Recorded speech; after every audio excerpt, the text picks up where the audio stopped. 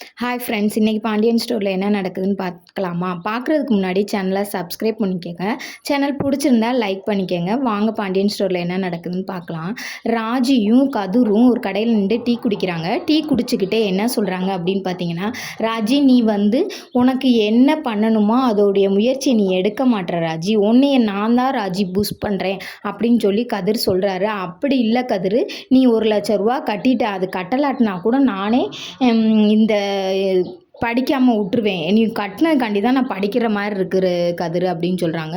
அப்போ நான் கட்டினதுக்காண்டியெல்லாம் நீ படிக்கணும்னு அவசியம் இல்லை, படிக்க பிடிக்கலைன்னா நிப்பாட்டிருன்னு சொல்கிறாங்க. டீ குடிச்சிக்கிட்டு இருக்கையில் கோச்சிட்டு போயிடுறாங்க. அப்புறம் பார்த்திங்கன்னா ராஜி வீட்டுக்கு வந்ததுக்கப்புறம் யோசித்து பார்க்குறாங்க. யோசித்துட்டு பார்த்துட்டு நம்ம எல்லாத்துக்கும் கதிரையே தேடுற மாதிரி இருக்குது அப்படின்னு நம்ம காலையில் வெள்ளனை எந்திரிச்சு போயிடுவோம்னு சொல்லிட்டு காலையில் வெள்ளனை எந்திரிச்சு கிரவுண்டுக்கு அவங்களாவே போயிடுறாங்க.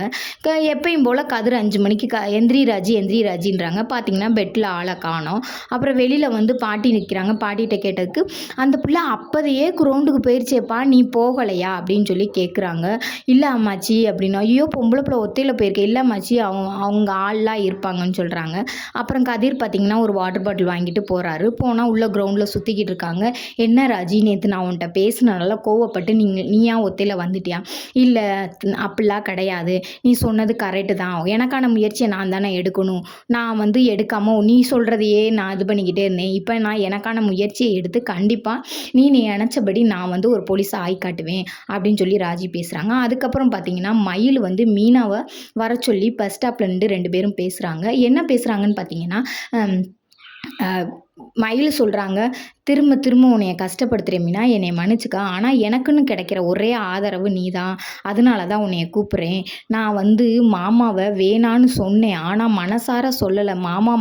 மாமாவோட எண்ணம் எனக்குள்ளே இருக்குது, ஆனால் பார்த்தேன்னா மாமா ஒரு நிமிஷத்தில் டக்குன்னு மாறிட்டாரு அப்படின்னு சொல்லி சொல்கிறாங்க. என்னங்கக்கா சொல்கிறீங்கன்னு சொல்லி கேட்குறாங்க. இல்லை மீனா, நான் மாத்திரை வாங்க போகையில் உனக்கு ஃபோன் பண்ணல, அப்போ பார்த்தேன் மாமாவை. மாமா இன்னொரு பொண்ணு கூட சிரித்து பேசிக்கிட்டு இருந்தார். டக்குன்னு எப்படி குணத்தை மாற்ற முடியுதுன்னு தெரியல மீனா, இதை சொல்லலாம் தான் கூப்பிட்டேன் மீனா அப்படின்னு சொல்கிறாரு. சரின்னு சொல்லிட்டு பார்த்தீங்கன்னா இங்கிட்டு மயில் வேலைக்கு நேரம் ஆச்சுன்னு போயிடுறாங்க. அதுக்கப்புறம் பார்த்தீங்கன்னா மீனா நிற்கையில் அவங்க வீட்டுக்காரர் பின்னாடி தொடையில் டக்குன்னு பயந்துடுறாங்க. அப்புறம் பார்த்தீங்கன்னா என்ன மீனா, ரொம்ப நேரத்துக்கு முன்னாடியே இன்னும் போகாமல் இருக்கே, என்ன செய்கிற அப்படின்னு கேட்குறாங்க. இல்லைங்க, ஆட்டோவும் வரல பஸ்ஸும் வரல அப்படின்னு சொல்லி மீனா சொன்ன கோவத்தை, மயில் சொன்ன கோவத்தை இங்கே அவங்க வீட்டுக்கார்ட்ட காட்டுறாங்க.